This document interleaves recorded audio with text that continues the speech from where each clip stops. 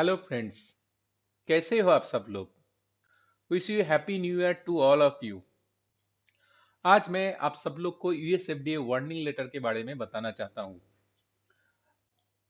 आपको बताना चाहता हूँ, ये जो हमारा फार्मा इंडस्ट्री है, एक्चुअली ये दो दो किस में आप डिवाइड कर सकते हो। एक है रेगुलेटेड इंडस्ट्री, एक है नॉन रेगुलेटेड इंडस्ट्री। अभी नॉन रेगुलेटेड इंडस्ट्री मतलब क्या होता है, जहाँ पे रेगुलेटरी बॉडीज का कुछ अप्रूवल का रिक्वायर्ड नहीं है। ठीक है, आप अपने हिसाब से मटेरियल बना के कोई देश में, कंट्री में, कहाँ पे भी सेल कर सकते हो, वहाँ पे नॉन रेगुलेटेड बोला जाता है। और रेगुलेटेड कहाँ पे है, जहाँ पे आपका मैन्युफैक्चरिंग से सेलिंग तक सब कुछ एक रेगुलेटेड बॉडी के अंडर्स में होता है। तो यहाँ पे यूएसएफडीए का वार्निंग लेटर हम मैं क्यों बोलना चाहता हूँ, इसका रीजन है। इसका रीजन ये है कि देखिए, हम लोग जब मैन्युफैक्चरिंग कर रहे हैं तो उसको तो आपको सेल करना पड़ेगा मार्केट से। इसीलिए तो मैन्युफैक्चरिंग कर रहे हैं। कोई भी प्रोडक्ट को आप मैन्युफैक्चर कर रहे हो तो डेफिनेटली आप उसको सेल करोगे। अभी आप दूसरे कोई प्रोडक्ट को सेल करना और मेडिसिन सेल करने में बहुत डिफरेंस है। दूसरे कोई प्रोडक्ट तो आप ऐसे ही बना के सेल कर सकते हो, लेकिन उसका भी डेफिनेटली उसका भी कुछ रूल्स एंड रिक्वायरमेंट्स है। बट मेडिसिन के केस में बहुत ज्यादा स्ट्रिक्ट है रूल्स एंड रेगुलेशंस।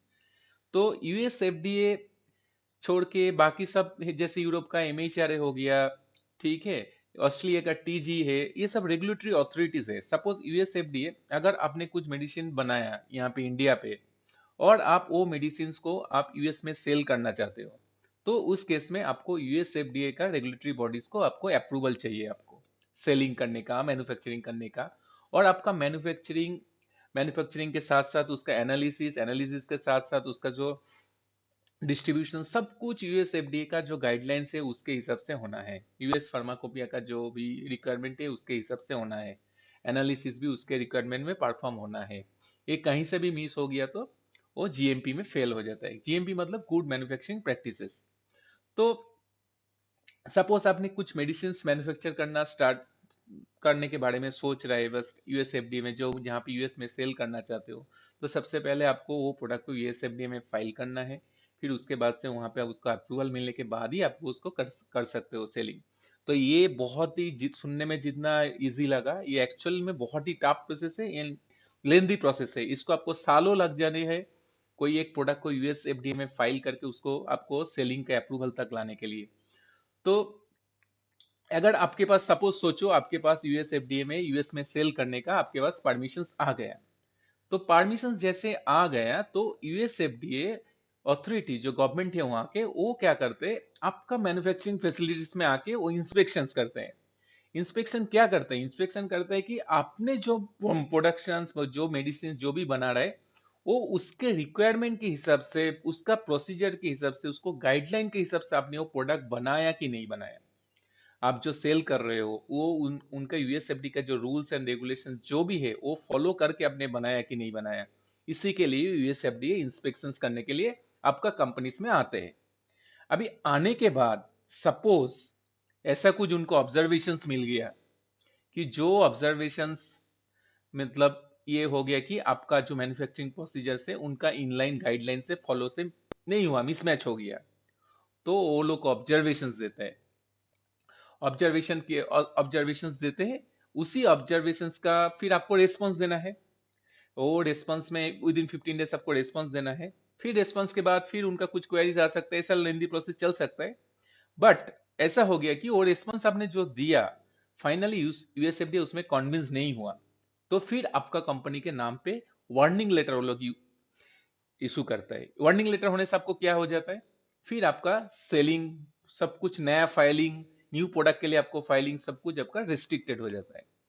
तो रिस्ट्रिक्टेड हो गया, डेफिनेटली आपका बिजनेस में इंपैक्ट पड़ेगा। फिर आपको जैसे वार्निंग लेटर मिल जाता है, वो ऑफिशियल वेबसाइट में पोस्ट कर देते हैं।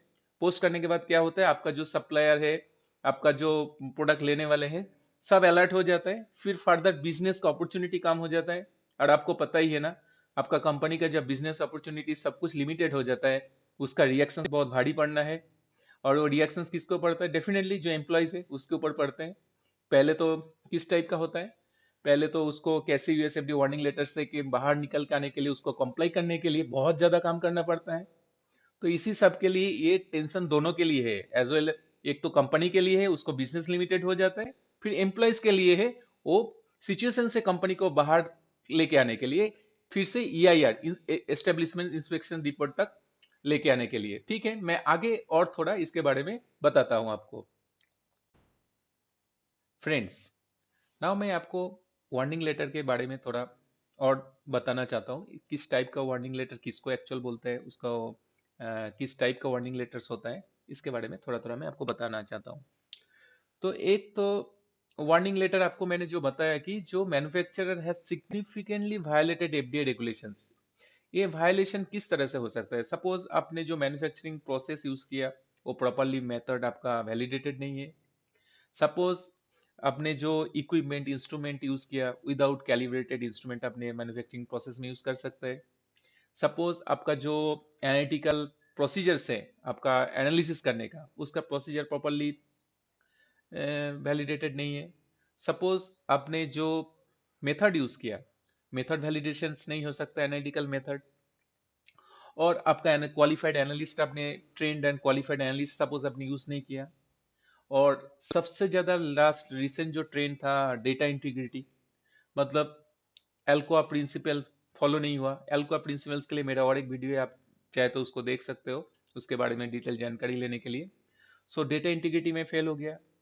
सपोज डेटा इंटीग्रिटी का मतलब क्या होता है, आप वो सपोज आपने आपका जो डेटा है वो ऑथेंटिक नहीं है, उसमें कुछ मेल प्रैक्टिस है, उसको अल्टर किया गया हुआ है, इस टाइप का वायलेशन हो सकता है। तो कहीं से भी FDA को लगता है कि आपने उसका गुड मैन्युफैक्चरिंग प्रैक्टिसेस के साथ आपका प्रोडक्शन प्रोसीजर्स इनलाइन नहीं है, अपने प्रोडक्ट के साथ कुछ ऑल्टरेशन और कुछ करने के माल प्रैक्टिस करने का कोशिश किया है, उसका अगर लगा तो वो आपको वार्निंग लेटर इशू करता है। अभी FDA जो वार्निंग लेटर इशू करता है जनरली 3 टाइप का होता है। जनरल FDA वार्निंग लेटर्स जो एक्चुअली हमारा मेडिसिन फैक्ट्रीज के लिए मैन्युफैक्चरिंग के लिए एप्लीकेबल है।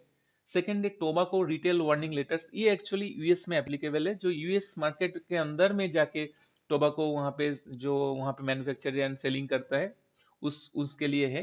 एंड थर्ड है dark marketing and advertising warning letter, ये किस चीज का है? जनरली अभी जो इश्यूज हो रहा है ऑनलाइन में जो प्रिस्क्राइब ड्रग सेल्स करते हैं उसी के लिए इस टाइप का वार्निंग लेटर्स आता है।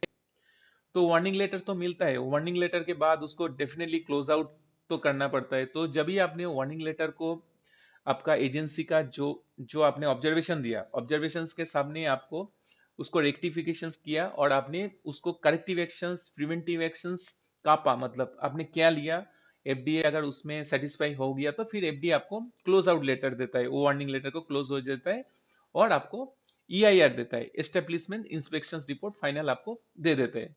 तो फिर आप फिर से एलिजिबल हो जाओगे नया प्रोडक्ट फाइल करने के लिए, एप्लीकेशंस करने के लिए, और एग्जिस्टिंग जो प्रोडक्ट तो चल रहे हैं उसके ऊपर भी चल सकता है।